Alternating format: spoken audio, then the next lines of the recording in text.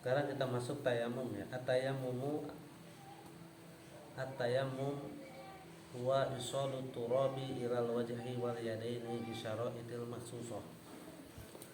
Tayamum itu adalah isalu turabi ilal wajhi wal yadain.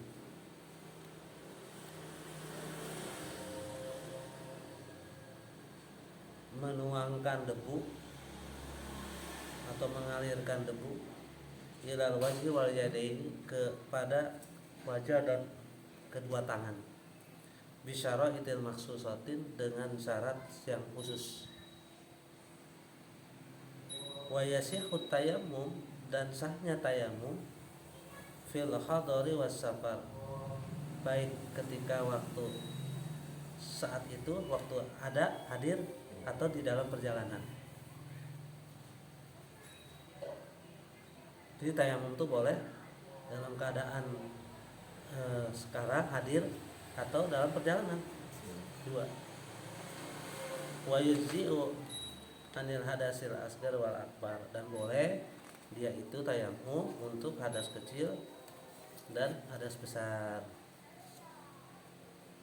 Wa syaraitu sihhatihi, dan syarat sahnya tayamum apa? Faktul ma'i hissan aw syar'an,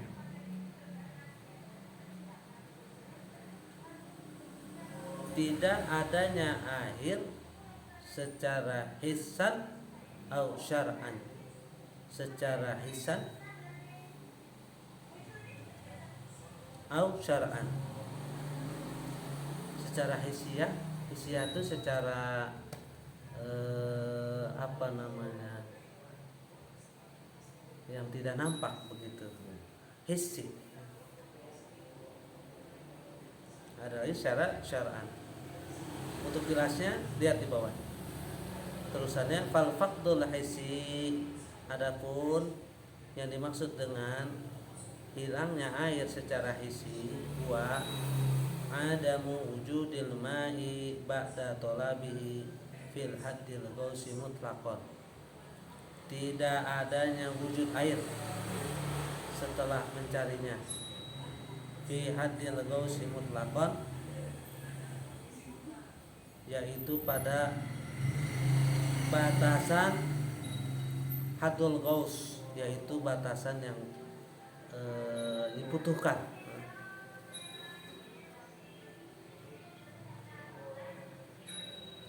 Berapa kurang lebih haddul ghaus itu?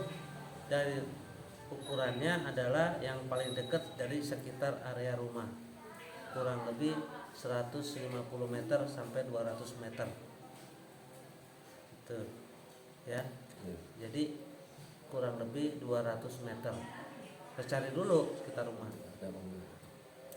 Wa fi haddil qurab inda tayakunihi, dan pada batasan yang terdekat ketika yakin ada. Cari dulu, berarti keluar dari area 200 meter.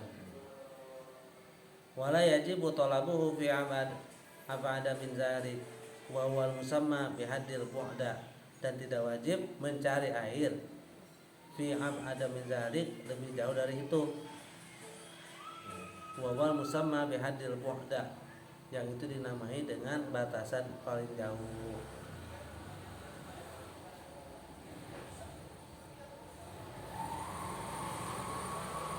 Naam, betul.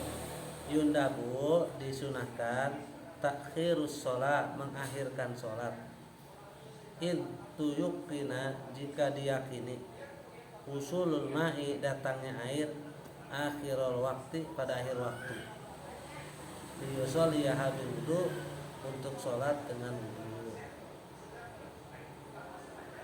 Jadi untuk yang fakdul hisi ini apa syaratnya? Kan pertama tidak adanya air. Apa syarat tayamum kan memang tidak adanya air. Nah, tidak adanya air ini dibagi tiga.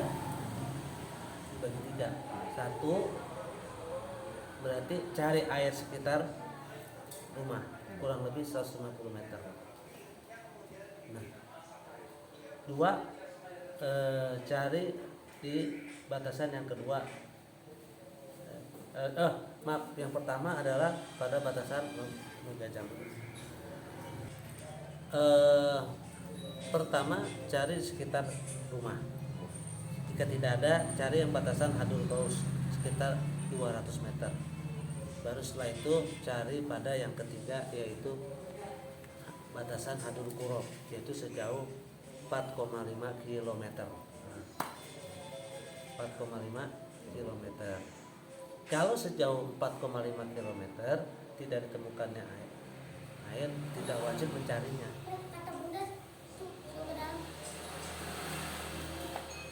Namanya di dalam tayamum itu yang tadi saya bilang harus mencari jarak dulu terdekat. Jadi bukan berarti di rumah nggak ada air, keran mati, sanyo mati, tayamum enak aja. Cari dulu, tetangga mungkin ada air sebelahnya. Berapa? Ukuran 150 meter. Baru sejauh itu cari lagi seradius 4,5 km. Jadi dari rumah cari, setelah dari rumah nggak ada, tahapan kedua 200 meter. Nah, lebih dari 200 meter kata ulama tidak wajib mencari sampai sejauh 4,5 km. Kalau memang itu tidak diyakini ada. Kalau memang itu ada,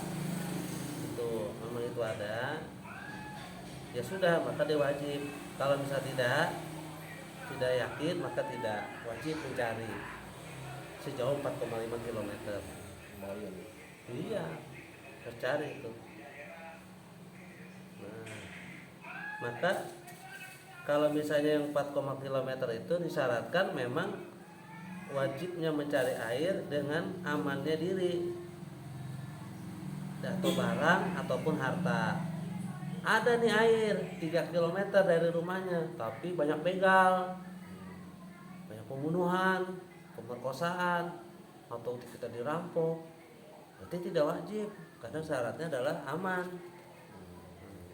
Karena agama itu juga menunjukkan kepada kemudahan dan keselamatan. Bayangkan di situ. Jadi tidak memberatkan di dalam hal apakah dia harus dengan tayamum tapi mencelakakan, tentu tidak.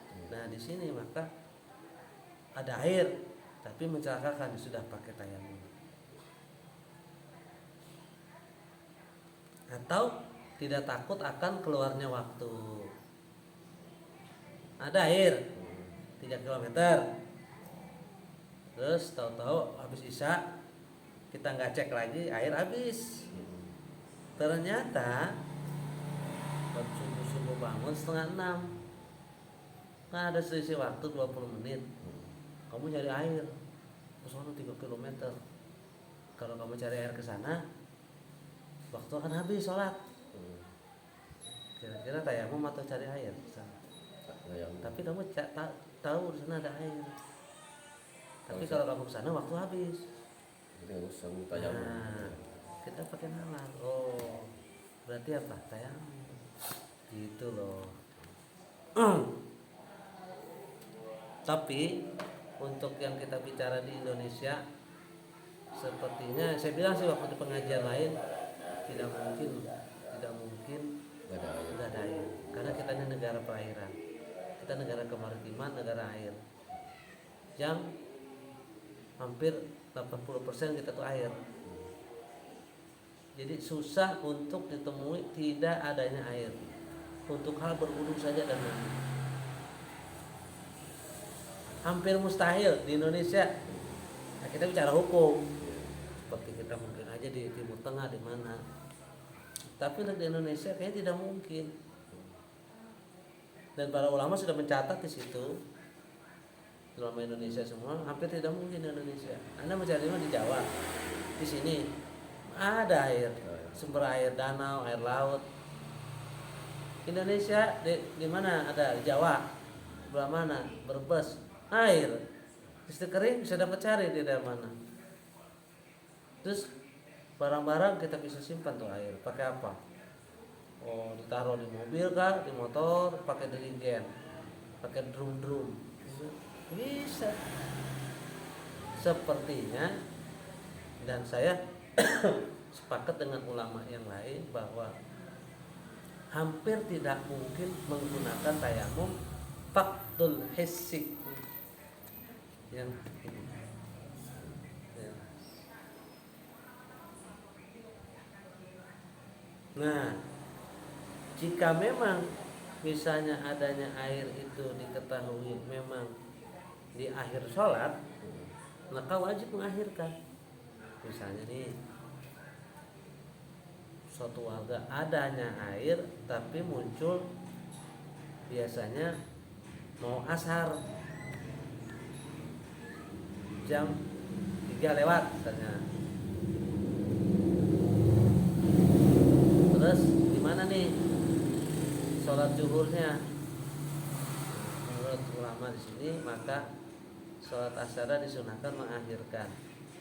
Jadi sholatnya dengan pakai air, tidak dengan pakai wudhu, karena pakai air lebih utama dibandingkan dengan pakai debu. Gitu. Kalau datang airnya diyakini di akhir atau jam 7 lewat maghrib, wah berarti maghribnya gimana? Udah diakhirkan aja. Dia yakin air nongolnya misalnya. Dan sekali lagi kayaknya hampir tidak mungkin. Susah. Di Indonesia itu susah air tidak. Mungkin kekeringan iya, tapi tidak sampai habis air. Ada sungai di mana. Orang kita negara perairan kok. Nah, yang kedua, wa faqdul syar'i, yaitu adalah apa? Hilangnya air karena syariat. Seperti apa? Ka'an khafa min isti'malil ma'i maradhan. Seperti takut menggunakan air dengan sebab sakit. Seperti takut di dalam menggunakan air karena sakit. Au ziyadatihi atau bertambah sakitnya. Takut sih enggak, tapi kalau pakai air jadi tambah parah. Au buta'a burhihi atau bertambah lama lukanya. Au hadasa syainin fahishin fi adwi zahirin. Nah, kurang lebih sama kayak begitu. Wa ka'an hala bainahu wa bainal ma'i aduun aw sab'ah, atau seperti ada keadaannya dan keadaan air itu banyak musuh dan juga binatang buas. Ada nggak di situ? Nah, apa di situ? Seperti dia dan antara airnya terhalang oleh musuh atau binatang buas, ya kan?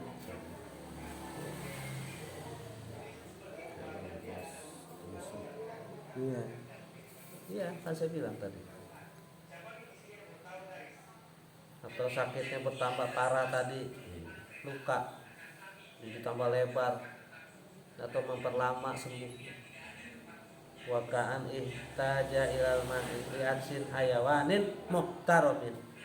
Ada si air, cuma airnya dipakai untuk hewan yang sedang kehausan yang dihormati. Apa hewan yang dihormati? Yang boleh dimakan, yang boleh dibunuh, seperti ayam,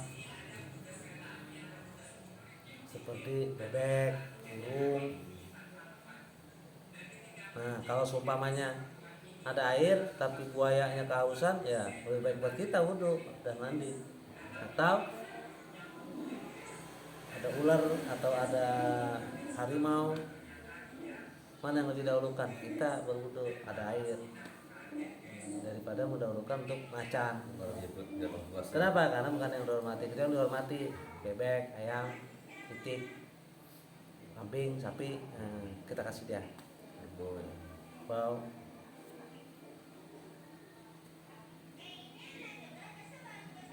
Dan yang disebut juga dengan muhtaromin adalah dua. Yang tadi hewan, yang satu hewan yang sifatnya manusia. Seperti 6 perkara. Satu, tarikus sholat, orang yang meninggalkan sholat. Ada nggak situ?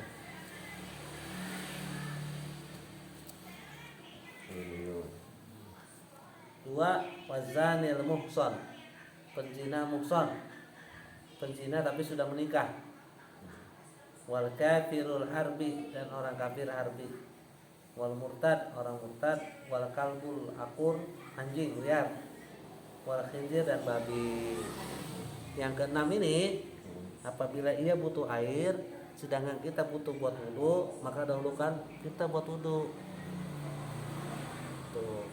Sekarang pertanyaannya, kalau kita mau wudu, ada orang kita tidak tahu dari mana atau pakai sarung apa, dibilang saya butuh air, saya haus, mana yang kita bagi?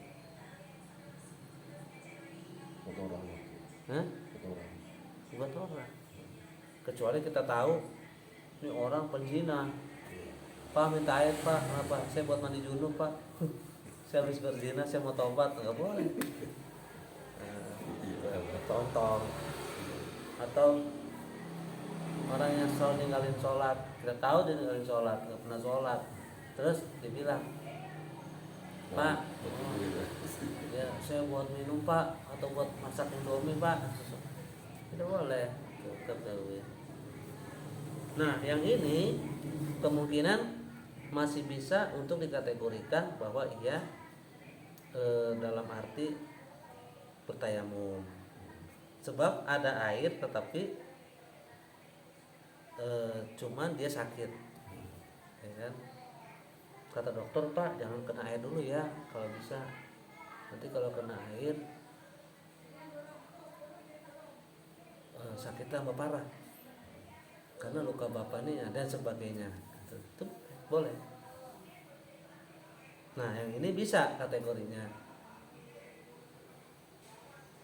Wa yustaratu li sihhati tayammumi, dan disyaratkan sahnya tayamum juga kaunuhu ba'da duhulil waqti, yaitu apa? Setelah masuknya waktu. Jadi nggak boleh tayamum itu sebelum masuk waktu. Misalnya Anda mau tayamum, taruhlah sakit tadi, terus johor jam 12 lewat 10, kamu setengah 12 ya tayamum, nggak boleh. Masuk Allah Akbar nggak masuk waktu, boleh tayamum. Kayak sekarang ini kan ada masuk waktu, jadi kalau sebelum tidak boleh. Misalnya maghrib, sebelum maghrib, sebelum zuhur tidak boleh. Jadi mesti harus masuk waktu. Wa ba'da izalatin najasati, dan setelah menghilangkan najis. Ya mungkin di kaki di mana ada najis harus bersihkan dulu. Nggak bisa kita tayamum tahu ada najis kita bersihkan dulu baru tayamum. Wa ma'rifatil kiblati, dan mengetahui arah kiblat. Jadi jangan kalau kita di mana-mana pastikan dulu arah kiblatnya di mana. Ya kalau di rumah kita udah tahu, tapi kalau di mana, di jalan di mana, pastikan dulu. Oh kiblatnya sana, baru kita tayamum. Jangan kita tayamum baru nanya kiblat. Tidak sah itu. Insyaallah. Sampai sedetail itu syariat kemarin. Wala yusalli bihi aksara min faridati, dan jangan sholat dan lebih daripada sholat fardu.